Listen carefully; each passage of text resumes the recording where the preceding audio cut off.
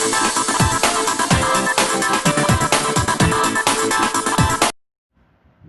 दोस्तों, मैं Darshan Seju, assistant professor department of geography, government college Batukla. आज आपके सामने एक नया चैप्टर नंबर 3, जिसके अंदर हम पढ़ेंगे इंसोलेशन और टेम्परेचर, या हिंदी के अंदर बोल सकते हैं सूर्य तप और तापमान। चैप्टर नंबर 3 क्लास BA2 आज हम डिस्कस करेंगे। तो सबसे पहले हम ये समझ लेते हैं कि इंसोलेशन क्या होता है या सूर्य तप क्या है। अगर हम डिस्कस कर रहे हैं तो सूर्य तप को समझने से पहले हमें ये समझना पड़ेगा कि सूर्य क्या है। सूर्य क्या है? एक गैस का गोला है और इसके अंदर क्या है, दो प्रमुख गैसें पाई जाती है, हाइड्रोजन और हीलियम।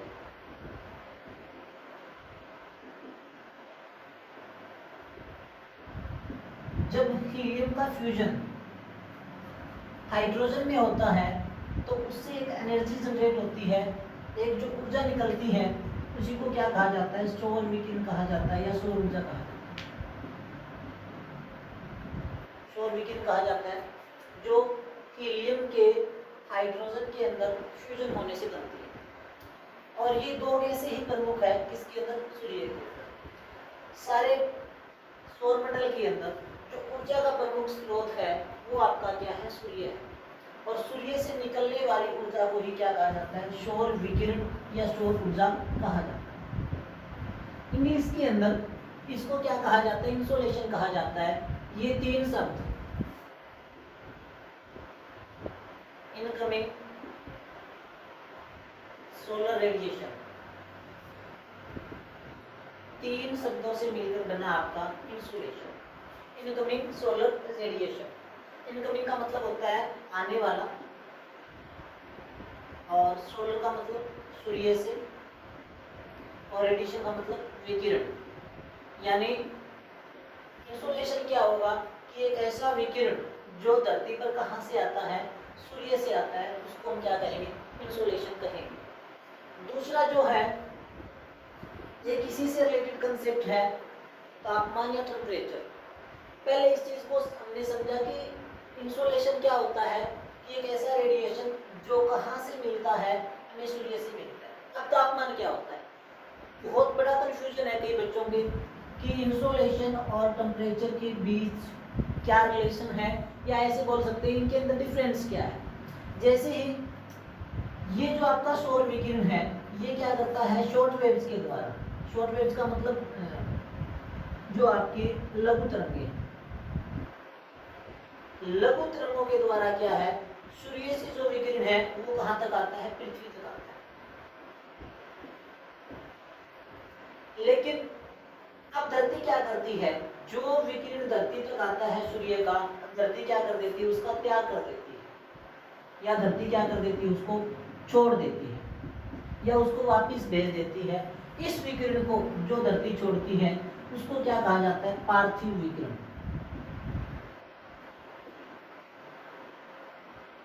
दो कंसेप्ट आपके सामने यहाँ मैंने रखे हैं।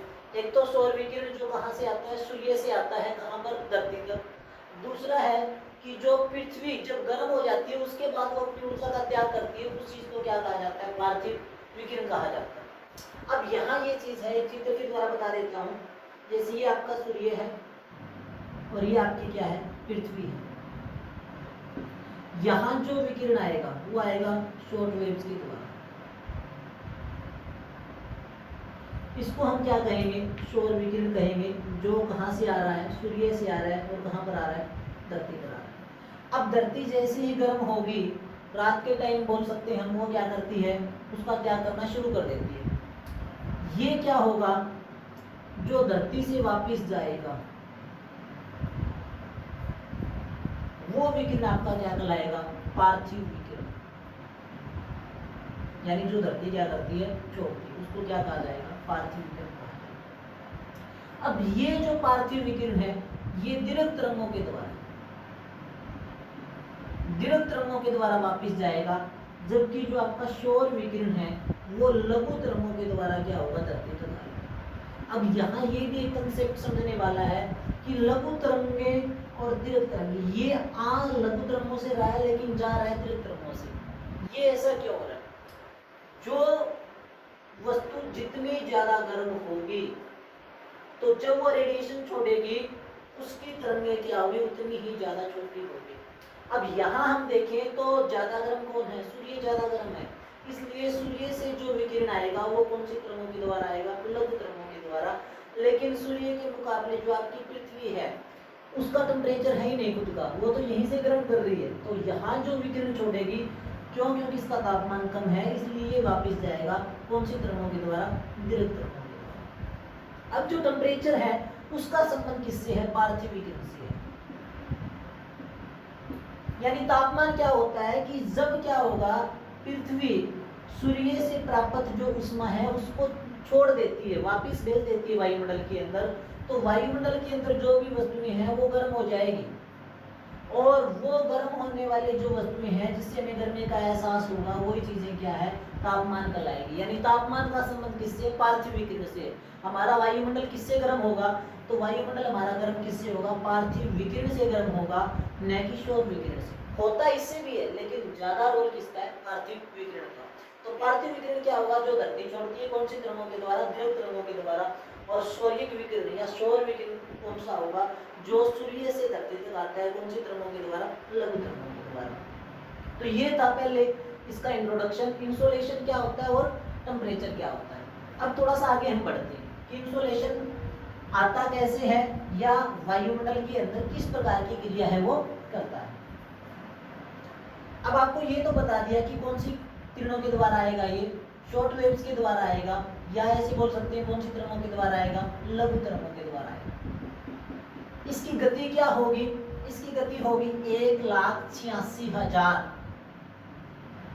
मील प्रति सेकंड। इस गति से ही आएगा 1,86,000 मील प्रति सेकंड की गति से ही आएगा। जैसे आएगा, आने के बाद क्या होगा, ये जो हमारी पृथ्वी है उसके वायुमंडल के अंदर आएगा। मान लो ये हमारी धरती है और धरती के अंदर क्या है, ये वायुमंडल के अंदर क्या करेगा? प्रवेश करेगा। जैसे ही प्रवेश करेगा वायुमंडल के अंदर आने के बाद, क्योंकि हमारे वायुमंडल के अंदर हमने देखा था 3 चीजें पाई जाती है, गैसें पाई जाती है, जल वाष्प पाए जाते हैं, और आपके क्या पाए जाते हैं?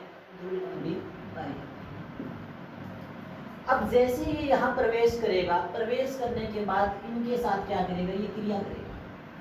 4 प्रकार की क्रिया यहाँ होगी, जिसके अंदर सबसे पहली जो क्रिया है जो मैं आपको बता रहा हूँ वो होगा परावर्तन। दूसरा है अवशोषण। तीसरी जो क्रिया होगी वो होगी प्रकीर्णन, और चौथी जो आपकी क्रिया होगी वो होगी विसरण। यानी जैसे ही क्या करेगा, सौर विकिरण हमारे एटमॉस्फेयर के अंदर, वायुमंडल के अंदर प्रवेश करेगा, वो क्या करेगा? 4 प्रकार की क्रियाएं करता है। कौन कौन सी? परावर्तन की क्रिया, अवशोषण की, प्रकीर्णन की और विसरण की। अब यहाँ हम इन चारों को डिस्कस करेंगे कि ये क्रिया होती क्या है। एक तो पहले बता दूं कि ये वाले जो क्वेश्चंस है 2 नंबर के क्वेश्चंस पूछे जाते हैं मोस्टली, इनमें से कोई एक उठा लेता है। प्रकीर्णन क्या होता है, विसरण क्या होता है, अवशोषण क्या होता है और परावर्तन क्या होता है। तो यहाँ हम पढ़ रहे हैं कि जैसे ही प्रवेश करेगा, एक इंपॉर्टेंट पॉइंट और बता देता हूँ इसी के साथ साथ, सौर स्थिरांक। सौर स्थिरांक,